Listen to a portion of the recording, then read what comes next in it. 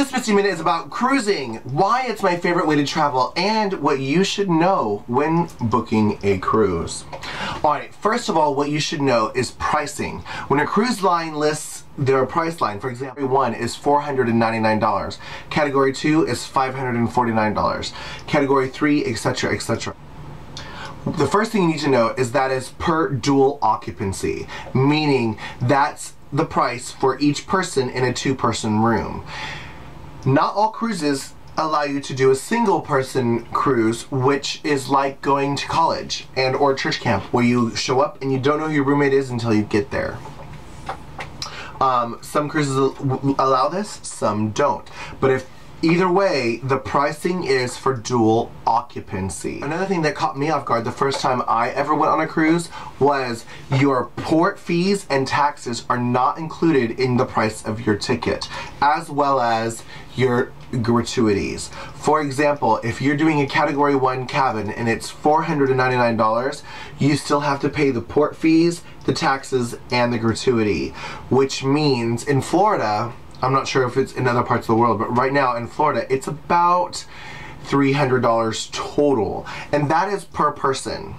If you book a cabin by yourself, that means you have to double the room fee, which would be $499 times 2, and then still add the $300 just for you. And it's not exactly $300. It is more like $199 for the taxes and port fees, but it's also $89 for your gratuity for all the waiters and bartenders and service. The good thing is you never have to tip while you're on the boat. You're tipping before you get on the boat.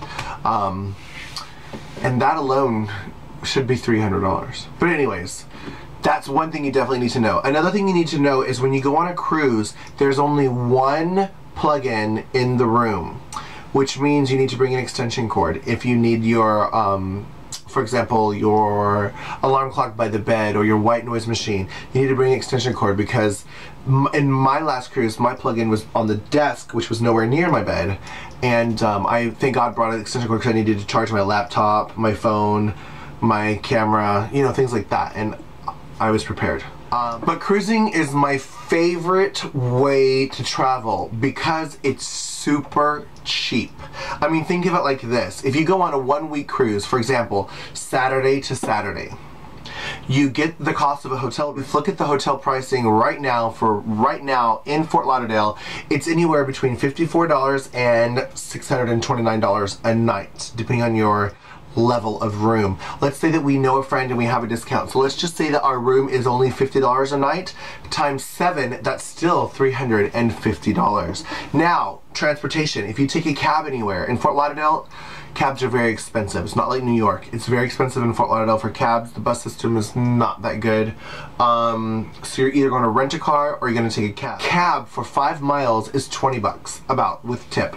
So if you take a 5 mile to dinner and come back, that's twice a day, once for lunch, once for dinner, and let's say one night you go out and the next night you don't. So that's, you know, let's average $100 a night for cabs. That would be $700 a week. If you're renting a car a week, if you get it for $184 buying online in advance, plus you add your GPS for $60, then you add $25.99 a day for insurance. That is going to come to a grand total of $511.93. So if you add the price of driving a lot and adding gas, that comes to about $600. So let's say that taking a cab, we decide to stay in more than not, so it's $600 instead of $700, and let's say we drive a lot with our vacation. For the sake of argument, let's add $600 for transportation. Talk about food. You've got breakfast. Let's say because we did the $50 room, we don't have a free continental breakfast. So that's probably, you know, middle of the road, $15, meaning you could go and get a $10 breakfast at like McDonald's, but you could also sit down at like a diner and have a $20 breakfast. So let's go 15 times 7, that's 105.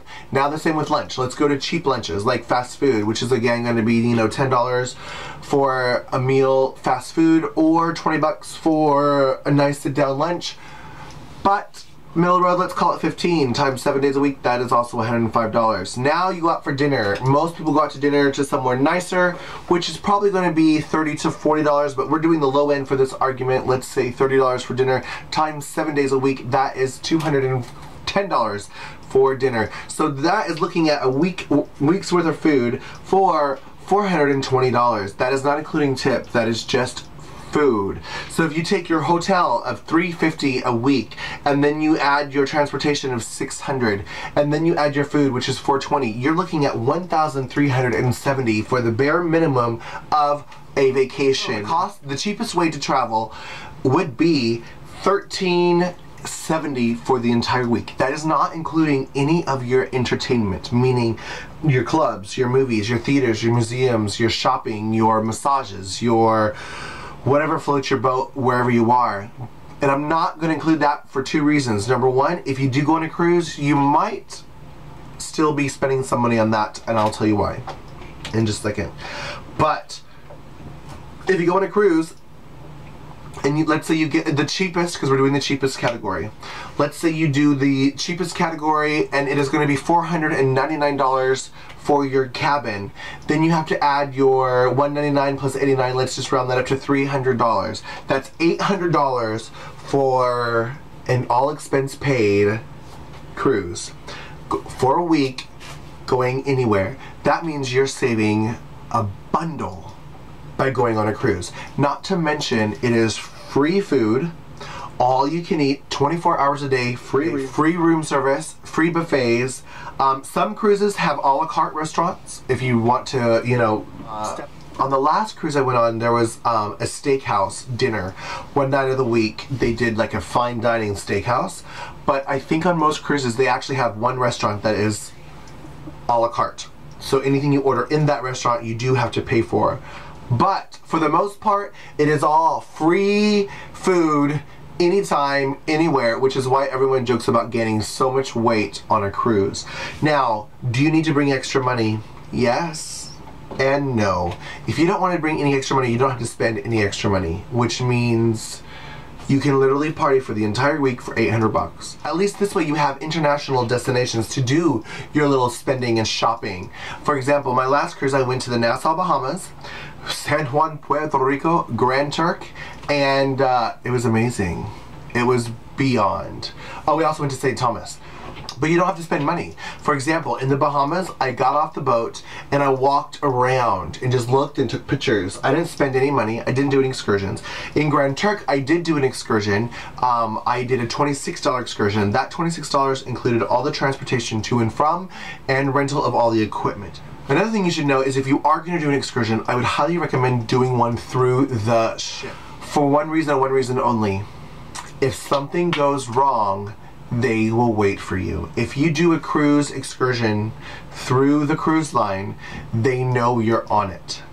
For example, if you're on a, like let's say you're on a rainforest hike and you're on this little bus going up into this narrow field into the top of a mountain, and you get a flat tire coming home and you're already running late and you might miss the boat. Guess what? They know you're on this excursion. They will wait for you if it's a cruise sanctioned excursion.